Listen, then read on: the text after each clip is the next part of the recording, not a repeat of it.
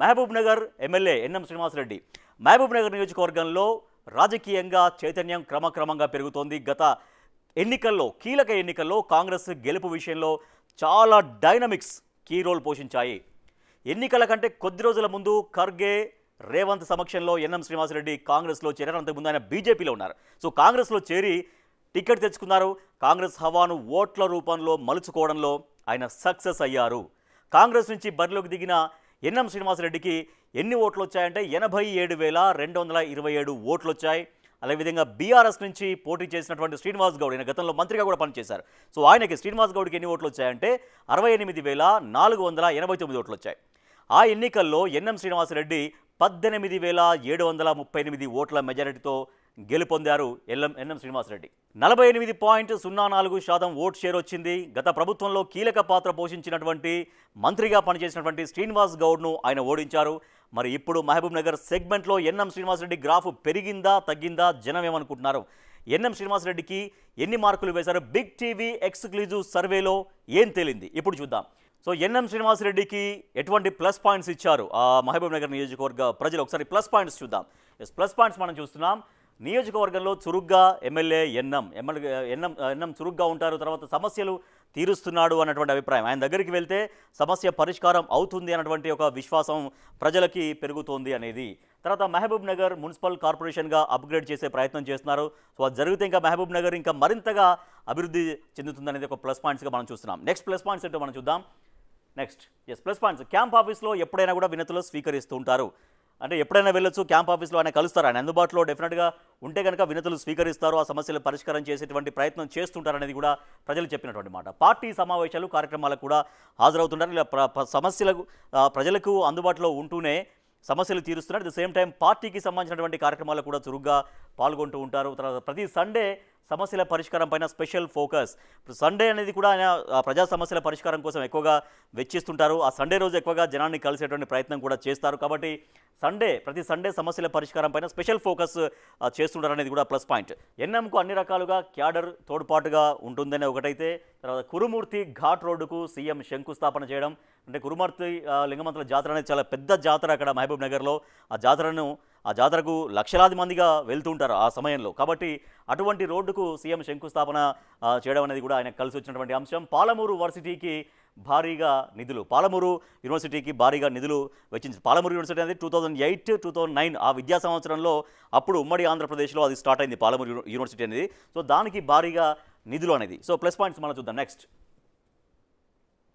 వర్సిటీలో పెద్ద ఎత్తున అభివృద్ధి పనులు చేయడం అనేది ప్లస్ పాయింట్ కలిసి వచ్చింది. దానికి కొత్త అకాడమిక్ బ్లాక్ నిర్మాణానికి శంకుస్థాపన, ఈవెంట్స్ కోసం క్యాంపస్లో గ్యాలరీ నిర్మాణం. అక్కడ కొన్ని కార్యక్రమాలు చేసుకుంటే అక్కడ గ్యాదరింగ్ కావడం కోసం ఒక గ్యాలరీ కూడా ఏర్పాటు, అది కూడా ఎన్ఎం శ్రీనివాసరెడ్డికి కలిసి వచ్చింది. వర్సిటీలో మురుగునీటి శుద్ధి ప్లాంట్ ఏర్పాటు, తర్వాత ఎంవీఎస్ డిగ్రీ కాలేజీలో గర్ల్స్ కొత్త హాస్టల్. ఎంవీఎస్ అంటే మహబూబ్ నగర్ విద్యా సమితి.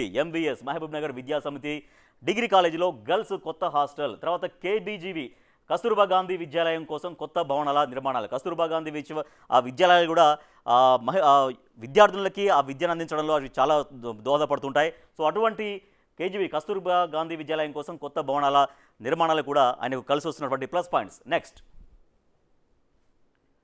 మహబూబ్ నగర్లో మౌలిక వసతుల కల్పన పైన ఫోకస్ చేస్తున్నారు. అలాగే ముమ్మరంగా కొత్త సీసీ రోడ్ల నిర్మాణం జరుగుతోంది. తాగునీటి సమస్య పరిష్కారం దిశగా అడుగులు వేయడం, ఇవన్నీ కూడా ప్లస్ పాయింట్స్ వస్తున్నాయి. ఇంకా నెక్స్ట్, స్కిల్ డెవలప్మెంట్ సెంటర్లు, సొంత నిధులతో విద్యార్థులకు కోచింగ్, తాగునీటి కోసం పెద్ద ఎత్తున బోర్లు వేస్తున్నారు. స్కిల్ డెవలప్మెంట్ అనేది చాలా ఇంపార్టెంట్. ఎందుకంటే ఆ స్కిల్ డెవలప్మెంట్ అనేది ఆ యువతకి దాన్ని అందించగలిగితే దాన్ని అందిపుచ్చుకొని వాళ్ళు స్వంతగా జీవితంలో ఎదగడానికి చాలా దోహదపడుతుంది. అటువంటి స్కిల్ డెవలప్మెంట్ సెంటర్లు కూడా ఏర్పాటు చేయడం కలిసి వస్తున్న అంశం. So next plus points, Ambedkar Phule knowledge centre మంజూరు. పేదలు చనిపోతే 5,000 రూపాయల ఆర్థిక సాయం కూడా ఆయన వ్యక్తిగతంగా అందించడం కూడా ప్లస్ పాయింట్. ఎవరైనా చనిపోతే వాళ్ళు పేదలైతే కనుక ఒక 5,000 రూపాయలు ఆ కుటుంబానికి ఎన్ఎం శ్రీనివాసరెడ్డి దగ్గర నుంచి వారికి చేరుతాయి. సో అవన్నీ కూడా ప్లస్ పాయింట్స్గా వారికి కలిసి వచ్చాయి. మైనస్ పాయింట్స్ ఏంటి? మైనస్ పాయింట్స్ చూద్దాం. మైనస్ పాయింట్స్ బిగ్ టీవీకి ఏం చెప్పారు అక్కడ జనం శ్రీనివాసరెడ్డి గురించి? సో మైనస్ పాయింట్స్ మనకు ఒకే ఒకటి కనిపిస్తుంది, పెండింగ్ ప్రాజెక్టుల పూర్తికి పెరగని వేగం. సో అక్కడ పెండింగ్ ప్రాజెక్టులు మహబూబ్ నగర్ అంటే చాలా వరకు పెండింగ్ ప్రాజెక్ట్స్ ఉంటాయి. సో ఆ పెండింగ్ ప్రాజెక్టులలో వేగం పెరగాలనేది అదొక మైనస్ పాయింట్గా కనిపిస్తుంది. దాన్ని కనుక వేగవంతం చేయగలిగితే ఇది కూడా ప్లస్ పాయింట్గా మారే అవకాశం ఉంటుంది. ఇసుక మహబూబ్ నగర్ జనం తమ ఎమ్మెల్యే అయినటువంటి ఎన్ఎం శ్రీనివాసరెడ్డి నుంచి ఏం కోరుకుంటున్నారు అది చూద్దాం. సో జనం ఏం కోరుకుంటున్నారు? గత ప్రభుత్వం ఇచ్చినటువంటి ఇండ్లను బాగు చేయాలి. గత ప్రభుత్వం కొన్ని పేదలకు ఇండ్లు ఇచ్చింది. సో వాటిని కొన్ని ఇబ్బందులు ఉన్నాయి అక్కడ. సో వాటికి సంబంధించి బాగు చేయాలనేది, రిపేర్లు చేయాలనేది ఒకటి కోరుకుంటున్నారు. అలాగే కేసీఆర్ నగర్లో సమస్యలు తీర్చాలి. అక్కడ ఒక బస్తీలాగా ఉంటుంది కేసీఆర్ నగర్ అనేది. సో దానిలో ఉన్నటువంటి సమస్యలు తీర్చాలి. తర్వాత అక్కడి రోడ్లు బాగు చేసి స్కూళ్ళు కట్టించాలని కూడా జనం కోరుకుంటున్నారు. నెక్స్ట్, మహబూబ్ నగర్లో కొన్ని చోట్ల కొత్త డ్రైనేజీ అవసరం. పాత డ్రైనేజీకు రిపేర్లు చేయాలి. మహబూబ్ నగర్ అనేది చాలా వేగంగా అభివృద్ధి చెందుతున్నటువంటి నగరం కాబట్టి దాంట్లో డ్రైనేజీ వ్యవస్థకు సంబంధించి కొన్ని రిపేర్లు చేయాలనేది జనం కోరుకుంటున్నారు. సో ప్లస్ పాయింట్స్ చూసాం, మైనస్ పాయింట్స్ చూసాం, జనం ఏం కోరుకుంటున్నారో మనం చూసాం. సో మహబూబ్ నగర్ నియోజకవర్గ ప్రజలు ఆ వారి ఎమ్మెల్యేకి ఎన్ఎం శ్రీనివాసరెడ్డికి ఇచ్చినటువంటి స్కోర్ ఎంతో ఇప్పుడు చూద్దాం. Score please. స్కోర్ చూస్తున్నాం. అనుకూలం 52%, వ్యతిరేకం 12%, చాలా స్వల్పంగా వ్యతిరేకత, అండ్ తటస్థం 36%. సో అనుకూలం 52% ఉంది కాబట్టి సో ఇప్పటికి చాలా మెరుగ్గానే కనిపిస్తుంది ఎమ్మెల్యే ఎన్ఎం శ్రీనివాసరెడ్డి పనితీరు. కాబట్టి ఇంకా రాబోయే రోజుల్లో ఇది మరింతగా పెంచుకునే ప్రయత్నం అనేది జరగాల్సిన అవసరం ఉంటుంది. ప్రజలకు ఏవైతే హామీలు ఇచ్చారో ఆ హామీలన్నీ కూడా ప్రజలు ఏం కోరుకుంటున్నారో మనం చూసాం. ఆ కోరుకునేటువంటి ప్రజలకి సమకూర్చాల్సినటువంటి అవసరం కూడా ఎమ్మెల్యే బాధ్యత. So NM Srinivasa Reddy Mahabubnagar MLA గారు, ఇది మీ స్కోరు. బిగ్ టీవీ సర్వేలో మీకు మీ నియోజకవర్గ ప్రజలు ఇచ్చినటువంటి స్కోర్ ఎంత అంటే 52%.